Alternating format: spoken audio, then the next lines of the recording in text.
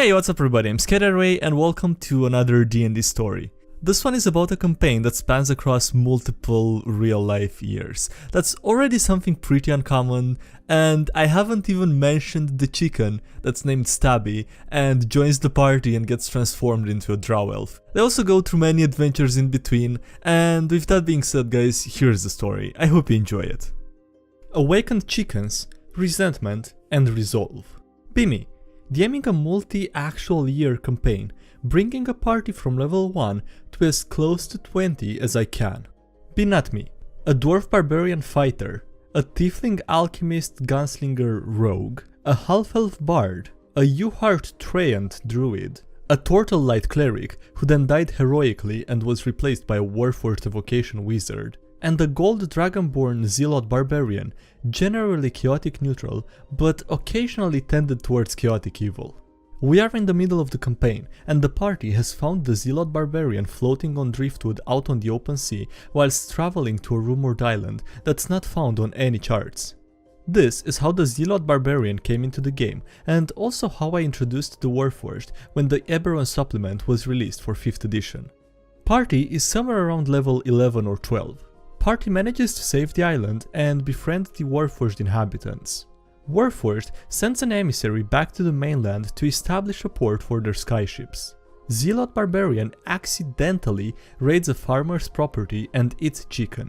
Feels bad, man, that gif. Guilt-stricken, he spends some downtime using his gold to acquire several hundred chickens to deliver to the farmer. Chickens overrun the town and the nearby forest. After several months, the chickens are actually considered a pest creature. Zealot finds a chicken he likes and tries to befriend it and train it. Several sessions and levels later, the druid has awakened. Zealot gets the druid to awaken the chicken. Zealot has the local blacksmith make chicken armor and weapons. The chicken is named Stabby. Peak related.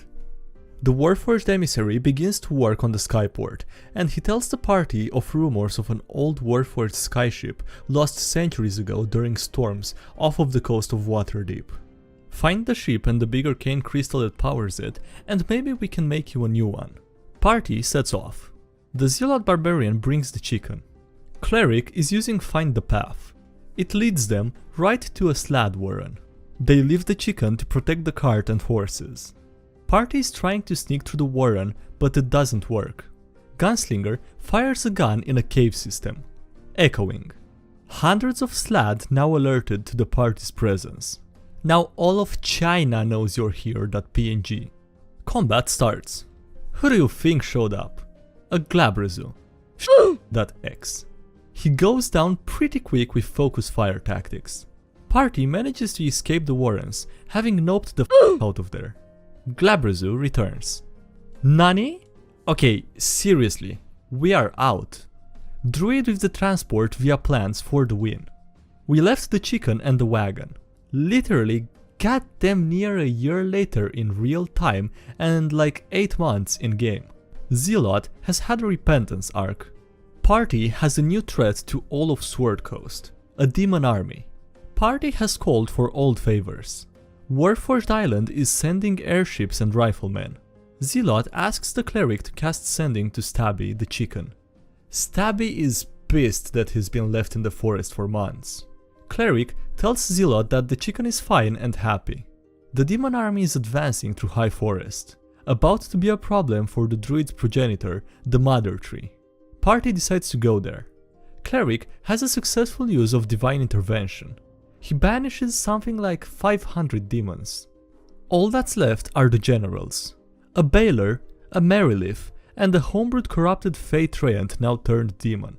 The corrupted Treant is trying to corrupt Mother Tree. Merilith sees the cleric banishing several hundred demons. He's a threat. She teleports behind him and he gets the full brunt of her attacks. After 2 rounds, he's dead. It was a close fight, but the party ultimately defeats the generals, but the corrupted Treant managed to escape. Party buries the dead and mourns their losses. They return home after that. They meet a Warforged wizard, out searching the world for lost Warforged. He joins the party, why not? Skyport is pretty much finished at this point. Hey, did you guys ever find the downed airship? Oh We forgot. There might be Lost Warforged on it. Wizard's all about it. Transport via plans. Wizard uses diplomacy to tell the Slad to bring the party to their boss. They're gonna bargain with a Galbrizu. Second part of the cave system is much different. The walls are extremely smooth. A gallery of petrified people and creatures. All have slightly cracked necks. The druid doesn't notice. He casts Greater Restoration and kills a man. Whoops. They keep going through this new place and they find an old crashed airship inside a cavern. The cavern has mostly extremely smooth walls, but the one by the airship seems collapsed. Dozens of 5-foot holes in the ceiling. Party calls out to bargain and the boss eventually shows himself. It's a beholder. The party hates me for it. The thing is, the content was designed for like the party being level 12-ish. Now I have to soup it up. Beholder is a paragon, in a state of flux between life and undeath. It's basically a death tyrant and a beholder, and it keeps vacillating between both in the throes of its insanity. The boss has 2 health pools, 2 sets of legendary actions, 5 legendary resists, and control of its eye rays, because I think rolling for them kills the danger of the creature. Beholder is also feeding off of the skyship's power crystals. He was powered up anyway in the original encounter, which is also probably why he's stuck in a state of flux. Also, dropping out of the ceiling is the Galbrizu, with a great hammer that lets him sort of earthbend. Basically, it might just be Gideon. There's a fight. Beholder is doing a lot of damage. Galbrizu is basically a glass cannon and gets killed pretty quick. Galbrizu is the Beholder's servant, a lieutenant. He is bound to the chamber. Before death, Galbrizu is teleported and reforms at Summoning Circle. Galbrizu uses totally not Gideon to cast Bones of the Earth. Gunslinger, who has already taken several hits after dealing several crits, is stuck between a pillar and the domed ceiling of the chamber. Gunslinger gets hit by a death ray and another PC gets killed. The group kills the Beholder and the Galbrizu and snuffs its Summoning Circle. Airship is still technically working. Found the Warforged crew and some cool treasure. Druid reincarnates Gunslinger, and I had the Gunslinger roll and used this table. He's a dope-ass blood-red lizard man now. The party figures out how to use the spells and the hammer to clear a hole in the side of the mountain to float the not quite derelict airship out. Zealot Barbarian and the Druid both decide to go find Stabby, but separately. Druid finds the chicken first. He grabs the remarkably angry chicken with weather and bit armor by the neck. He stabs the chicken with a dagger of venom that he had. Chicken is now dead. Druid reincarnates the chicken. Had him roll on the same table. Stabby is now a drow elf. Stabby is pissed, confused, and terrified. Druid natural 20s in order to convince Stabby that the whole party consists of various awakened animals that have been reincarnated as various people. He manages to bring Stabby, the naked drow elf, back into the party and he gives him the dagger of venom. Fighter Barbarian also gives Stabby some gear. They all want him to join the party. Now I have to stat Stabby the drow elf. And with that, the adventures of Stabby the chicken are over, but those of Stabby the drow elf only now begin. Let me know in the comments below your thoughts on this story. Personally, I think the DM and all the players are great and I would love to be in a campaign like this.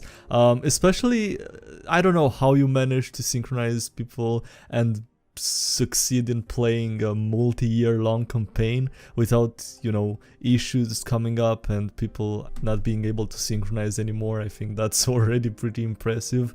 And also the DM just did an amazing job with everything story related, campaign related. But yeah, let me know your thoughts on this, and I hope you enjoyed hearing it as much as I did.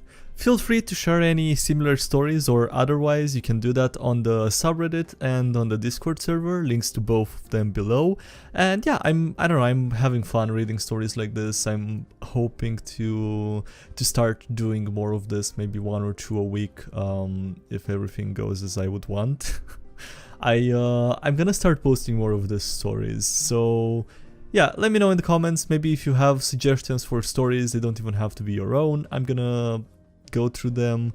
I'll see what you guys think. And with that being said, guys, that's gonna be it for this video. Thank you so much for watching. I hope you enjoyed it. Please leave a like if you did and subscribe for more if you haven't already. Also, thank you to everyone supporting the channel on Patreon. Really appreciate it. Links below if you want to check it out. Links below to all my social media, Discord server and subreddit. And yeah, that's it. Thanks again for watching and I'll see you next time. Have a great day. Bye.